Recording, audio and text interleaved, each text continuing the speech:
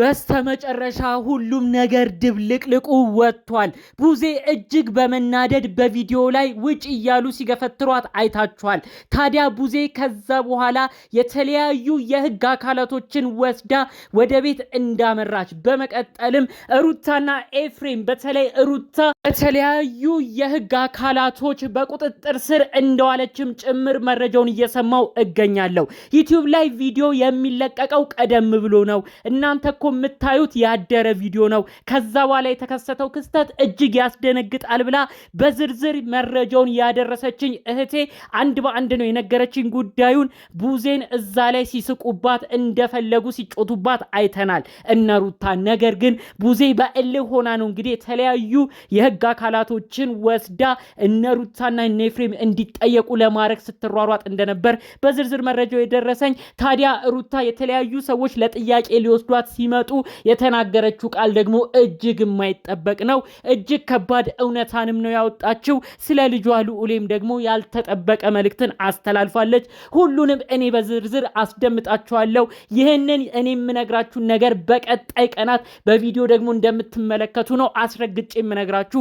እኔ ግን አስቀድሜ መረጃዎቹን በዝርዝር ልንገራችሁ። ሰላም ጤና ይስጥልን ውድ ሀገሬ ልጆች፣ በተለያዩ ዓለም ሀገራት የምትገኙ የአብርሽ ወዳጆች፣ በተለይ የተገፋውን አብርሽን እስካሁን ቆማችሁ የምትደግፉ፣ ለተገፋ የምትከራከሩ በያላችሁበት ፈጣሪ አምላክ ለእናንተም እንዲህ መከታ የሚሆነውን ይዘዝላችሁ። የኔ ወንድማችሁ ጥሩ ምርቃትና ምኞት የሚመቸው እንደተለመደው አሁኑኑ ቪዲዮ ላይክ በማድረግ ይጀምር።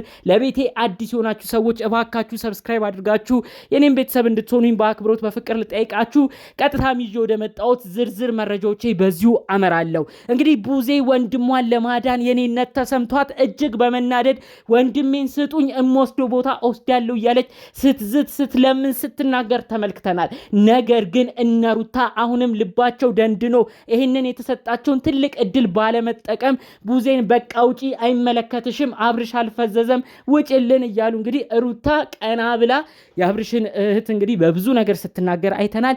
ብዙዎቻችሁም በዛ ቪዲዮ ኮመንት ላይ ኧረ እባክሽ ቡዜ በቃ ጉዳዩን ወደ ህግ ውሰጂው፣ በህግ ሰዎች አስጠይቂ፣ አብርሽን እዛው ቤት አስቀርተው ይህን ልጅ እንደፈለጉ ሊያረጉት ነው። ከዛ ሁሉ በፊት ሰው እምቢ ካሉ፣ ትልቅ ሰው አልሰማ ካሉ፣ ቤተሰብ ሲቆጣ እምቢ ካሉ ማድረግ ያለባችሁ የተለያዩ ሰዎች በተለይ በህግ በኩል ወስዳችሁ እነሩታን እንዲጠየቁ፣ አብርሽም ከዛ ቤት እንዲወጣ በህግ በኩል ጉዳዩን ሂዱበት እያለ ብዙ ሰው ኮመንት ሲያደርግ ነበረ።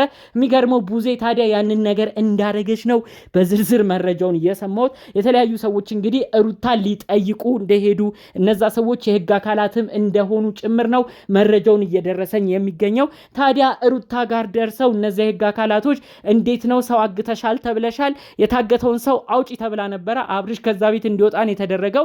ታዲያ ያኔ ሩታ ያለችው ምንድነው? እኔ ምንም ያገትኩት ነገር የለም፣ እሱ በቃሉ በአፉ ይናገር፣ እኔ የልጁ እናት ነኝ፣ እንዲሁም የበፊት ፍቅረኛ የትዳር አጋሩ፣ ስለዚህ ባለቤቴ እንዲሁም የእኔ የልጄ አባት የሚሆን ግለሰብ ላይ እንዴት እንዲህ አስደርጋለሁ? ይሄ ሁሉ ወሬ ውሸት ነው፣ እኔ እንደዚህ አይነት ነገር ላይም አልተሳተፍኩም እያለች እንግዲህ እነዚህ ህግ አካላቶች ላይ ስትመልስ ነበረ ነው ያሉት። ታዲያ ሩታን በስተመጨረሻ ለጥያቄ ትፈለጊያለሽ፣ እንዴት ይሄን ልጅ ፈዝዝ እንዲል አደረግሽው ተብሎ ነው ብዙ ክስ ያመጣብሽ። ስለዚህ ይሄን ነገር በግድ ትቀበያለሽ። ለምንድነው ይሄ ልጅ ከቤተሰቦቹ እንዳይገናኝ አግደሽ ያሽው? ለምንድነው እህቱ ወደ ተለያየ ቦታ ወስዳ ልታረጋገው ብትሞክርም ፍቃደኛ ያልሆንሽው ብለው እንግዲህ እሷን ወደ ህግ ቦታ ሩታ ሊወስዷት ነበር። በስተመጨረሻ ሩታ አንድ መውጫ ቀዳዳን ነው እንግዲህ ስትናገር የነበረው። ልጄ ልዑሌን ለማን ትቼ ነው እንደዚህ የሚሄደው? እባካችሁ ተረዱኝ።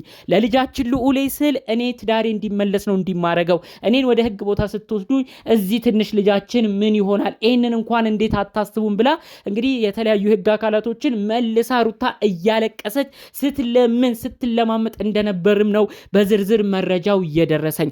ሩታ ይሄን ነገር እኮ ማወቅ የነበረብሽ አሁን አይደለም። ሩታ ለልጅሽ ልዑሌ እናትም አባትም በጤና ሆኖ እንዲኖረው አብረው ሆነው እንዲያሳድጉት ለልጁ ሁኔታ እናትም አባትም መኖር እንደሚያስፈልገው ማወቅ የነበረብሽ አሁን አይደለም። አሁን ረፍዷል። በማይሆን ነገር ተሳትፈሻል። ብዙ ችግር መጥቷል።